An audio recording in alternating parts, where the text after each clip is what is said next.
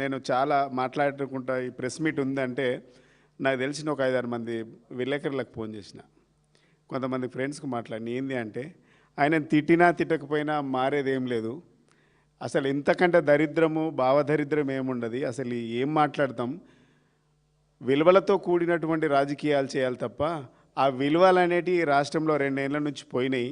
కాబట్టి విలువలతోని రాజకీయాలు లేనప్పుడు విలువలతోని లేని నాయకులతో ఏం మాట్లాడతామనే సందర్భంలో చాలామంది మాట్లాడినారు. మాలంటలు లేదంటే భావితరాలకు రాజకీయాలు భవిష్యత్తులో ఎట్లుండాలంటే ఒక విలువలు అర్థవంతంగా విలువలతో కూడినటువంటి రాజకీయాలు చేయాలని కోరుకోవాలి, అట్లుండాలి కూడా. ముఖ్యమంత్రి అయిన తర్వాత రేవంత్ రెడ్డి గారు ఈ రాష్ట్రంలో అసలు మాటలు మాట్లాడితే బూతులు, మాటలు మాట్లాడితే బండబూతులే. నాకు అర్థం కాక ముఖ్యమంత్రి గారు మాట్లాడే మాటలు ఈయన బూతులతోని పోటీ పడుతుండా లేకుంటే అభివృద్ధితోని పోటీ పడుతుండా అర్థమవుతలేదు. ఇందాక మా లింగన్న అన్నట్టు ఒకవేళ బూతులతోని పోటీ పడదంటే అదొక వ్యాసరచన పోటీ పెడితే రాష్ట్రంలో చాలామంది ఉన్నారు బూతులు మాట్లాడేవాళ్ళు. మా సంస్కారం అది కాదు, మా నాయకుడు నేర్పింది అది కాదు, సంస్కారం నేర్పిండు, ఒక పద్ధతి నేర్పిండు. అసలు ఎక్కడికి వెళ్ళి వచ్చిందో ఒక ముఖ్యమంత్రి అంటే, సీఎం అంటే చిల్లర మాటలు మాట్లాడు కాదు కదా, సీఎం అంటే కామన్ సెన్స్ లేకుండా మాట్లాడడం కాదు కదా. ముఖ్యమంత్రి అంటే ఈ రాష్ట్రానికి అందరి మంత్రుల కంటే ఒక ముఖ్యమైనటువంటి మంత్రివి ముఖ్యమంత్రి, చీఫ్ మినిస్టర్ అంటారు. చిల్లరగా మాట్లాడము, కామన్ సెన్స్ లేకుండా మాట్లాడడం, ఇవి ముఖ్యమంత్రి పదవికి ముఖ్యమంత్రి కుర్చీ హోదాకు తగినట్టు లేవు కదా. ముఖ్యమంత్రి హోదా కుర్చీ ఇజ్జత్ పోతుంది, తెలంగాణ గౌరవాన్ని తెలంగాణ ఆత్మగౌరవాన్ని పోగొట్టినావు. ఢిల్లీ స్థాయిలో, జాతీయ స్థాయిలో, అంతర్జాతీయ స్థాయిలో విదేశాలు తిరిగి ఈ కుర్చీ గౌరవాన్ని కూడా ముఖ్యమంత్రి పోగొడతా ఉన్నాడు. ఆనాడు కేసీఆర్ గారు మాట్లాడినటువంటి మాటలేంది, ముఖ్యమంత్రి గారు మాట్లాడుతున్నటువంటి మాటలు చాలా స్పష్టంగా అర్థమైంది. చాలా ఫ్రస్ట్రేషన్తో, సహనం కోల్పోయి అసహనంతో మాట్లాడుతూ ఉన్నాడు. చాలా కనబడుతుంది, కళ్ళకు కట్టొచ్చినట్టు కనబడుతుంది.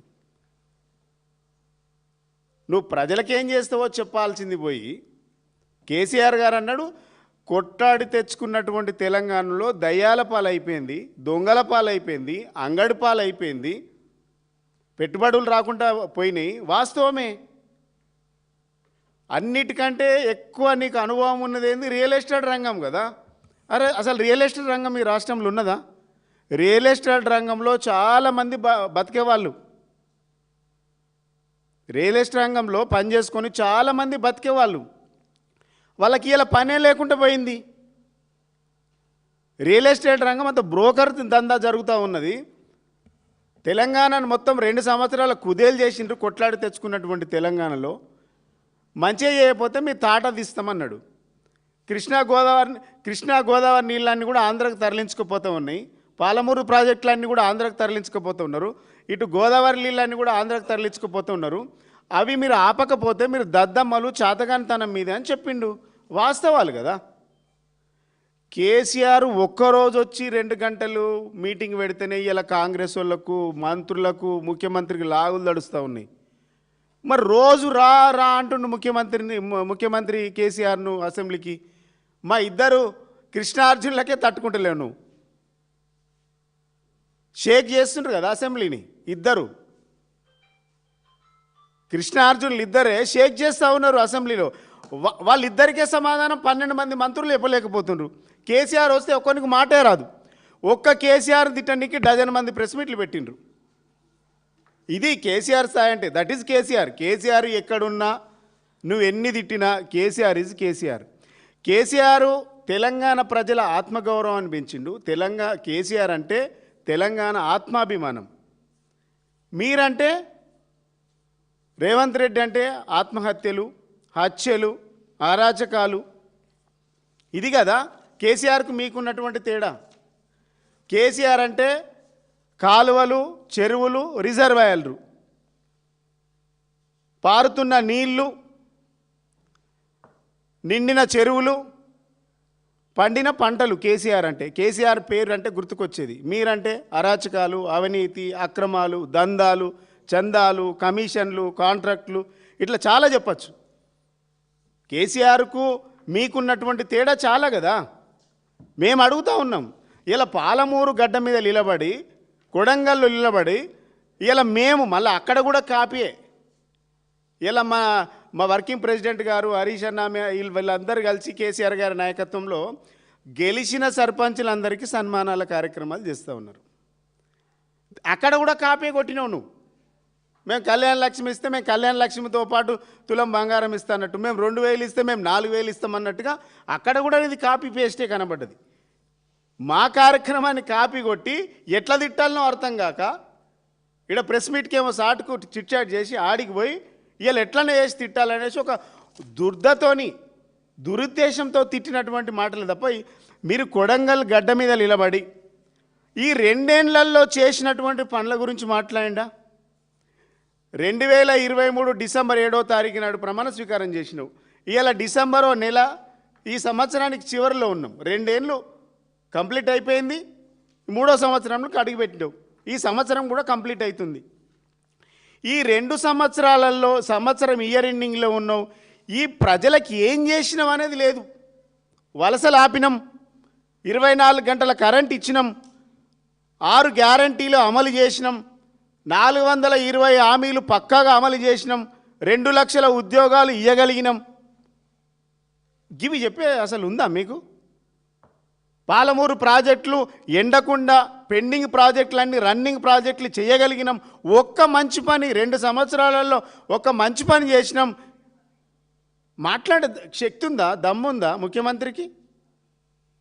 నేను చేసిన అభివృద్ధి, నా మార్కు, నేను కాంగ్రెస్ ప్రభుత్వం మార్కు గిది అని చెప్పగలిగేటువంటి ఒక్క అంశం ఉందా ఈ ప్రభుత్వానికి? కేసీఆర్ గారి ప్రభుత్వానికి మార్క్ అంటే 24 గంటల ఉచిత కరెంటు, మార్క్ అంటే ఇంటింటి నల్లా నీళ్ళు, మార్క్ అంటే 2000 ఆసరా పింఛన్, మార్క్ అంటే కళ్యాణ లక్ష్మి, మార్క్ అంటే అమెరికాకు పంపినటువంటి విద్యార్థి విదేశ చదువులు, చేపపిల్లలు, దళిత బంధు, రైతు బంధు, రైతు బీమా, కేసీఆర్ కిట్టు, న్యూట్రిషన్ కిట్టు, గిన్నున్నాయి. మేము ఒకటి చెప్పండి కాంగ్రెస్ పార్టీకి, ఈ 2 సంవత్సరాలలో మా మార్కు గిది, లేకుంటే మా మార్పు గిది. మీ మార్పు అంటే ఏంది? అరాచకాలు. మీ మార్క్ అంటే ఏంది? దోసుకునుడు. మీ మార్క్ అంటే ఏంది? హత్యలు. మీ మార్క్ అంటే ఏంది? అత్యాచారాలు. గిది మీ మార్కు, మీ మార్పు. గది తేడా చెప్పాలి. ఈరోజు మహబూబ్ నగర్ జిల్లాకు ఎంత నష్టం జరుగుతుంది? నిజంగా రైతు బిడ్డవు అయితే మహబూబ్ నగరు అడవికేలు వచ్చినటువంటి పాలమూరు బిడ్డనని చెప్పుకుంటున్నటువంటి మీరు నిజంగా నీ గడ్డకేం చేసినావో చెప్పు. ఫస్ట్ 2 సంవత్సరాల నీ ముఖ్యమంత్రి హోదాలో నీ గడ్డకేం చేసినావు? ఒక్క పాలమూరు జిల్లాకు ఏం చేసినావో చెప్పు. ఇలా మెడికల్ కాలేజ్ తెచ్చినా, వెటర్నరీ కాలేజ్ తెచ్చినా, ఇంకేంటిది ఎడ్యుకేషన్ అప్పు, ఇవన్నీ ఏడొచ్చినాయి? పేపర్లలో వచ్చినాయి. పేపర్లలో మాత్రమే వచ్చినాయి, ప్రాక్టికల్గా లేవు. కాంగ్రెస్ వాళ్ళది ఎట్లుందంటే ఇటుక మట్టి ఒక ఇటుక పెట్టలేరు, ఇందిరమ్మ ఇల్లు అయిపోయిందని ప్రచారం చేసుకుంటారు. తట్టడి మట్టి తీయలేదు, ప్రాజెక్టులన్నీ కట్టినామని ప్రచారం చేసుకొని రిబ్బెట్ కటింగ్లు చేసుకుంటారు. అసలు సిగ్గనిపించాలి ఈ ప్రభుత్వానికి. కట్టిన ఇల్లు పెట్టిన పొయ్యి మాది, దాంట్లో పోయి మీరు అలా దూరి అంతా మీ ఖాతాలు వేసుకుంటున్నారు. ప్రభుత్వానికి, ముఖ్యమంత్రికి మేము మాట్లాడలేకపోతున్నాం. ఎందుకంటే చదువుకున్నాం, సంస్కారం ఉంది, యూనివర్సిటీకి వెళ్ళి వచ్చి పీజీలు పిహెచ్డీలు చేసినాం. కాబట్టి ఈ రాష్ట్రానికి, రాబోయే తరానికి అర్థవంతమైనటువంటి రాజకీయ విలువలు ఉండాలి. విలువలతో కూడినటువంటి రాజకీయాలు నడపాలని మా నాయకుడి నాయకత్వంలో మేము 20 ఏళ్ళు 25 ఏళ్ళ నుంచి మేము పనిచేస్తున్నాం. కాబట్టి విలువలతో కూడినటువంటి రాజకీయాలు చేయదలుచుకున్నాం. తిట్టాలనుకుంటే బజార్లో ఏదైనా తిట్టాలి. ఒక ముఖ్యమంత్రిగా ఉన్నటువంటి వ్యక్తి ఈ రాష్ట్ర ప్రజలకు ఏమన్నా పెట్టాలి. ముఖ్యమంత్రి అనేటోడు ప్రజలకు ఏమన్నా పెట్టాలి. కానీ మైక్ పట్టుకొని తిట్టుడు అంటే ముఖ్యమంత్రి అంటే తిట్టుడు తప్ప పెట్టేది ఏం లేదు. ఇది రాష్ట్ర ప్రజల దురదృష్టం. 2 సంవత్సరాలు భరించిండ్రు, ఇంకా 2 సంవత్సరాలు ఎట్లా భరించాలని ప్రజలకు ఆలోచిస్తూ ఉన్నారు. 100 ఏళ్ళు నేనే ఉంటా, టీఆర్ఎస్ పార్టీ ఉండనే ఉండదని మీరు కాదు.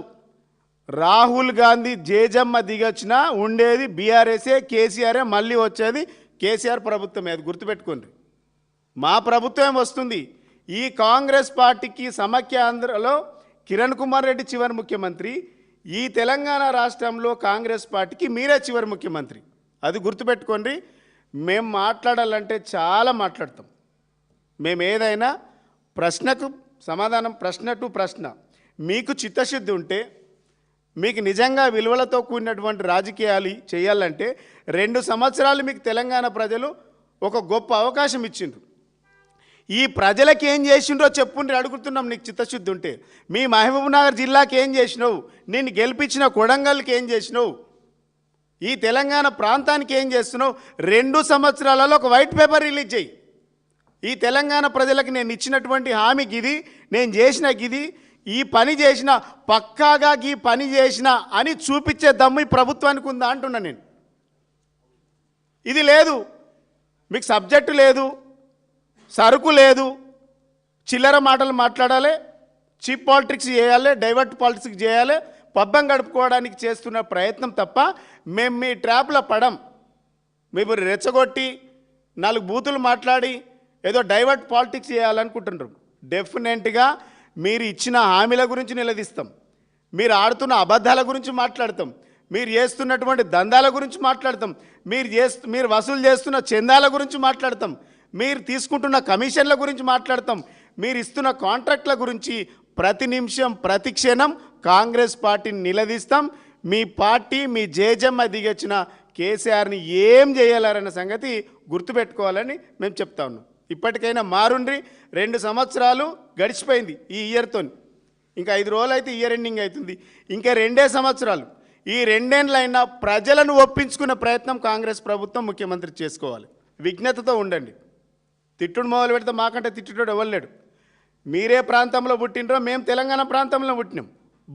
ఈ రాష్ట్రంలో బూతులు మాటలు ఎవరికి రావు అంటే పొరపాటే, అందరికీ వచ్చు. మాకు విజ్ఞత ఉంది. లేనోళ్ళు ఎట్లా మాడుతుండ్రో ప్రజలు చూస్తుండ్రు. ఇది గమనించుకోవాలని తెలియజేస్తా ఉన్నాం.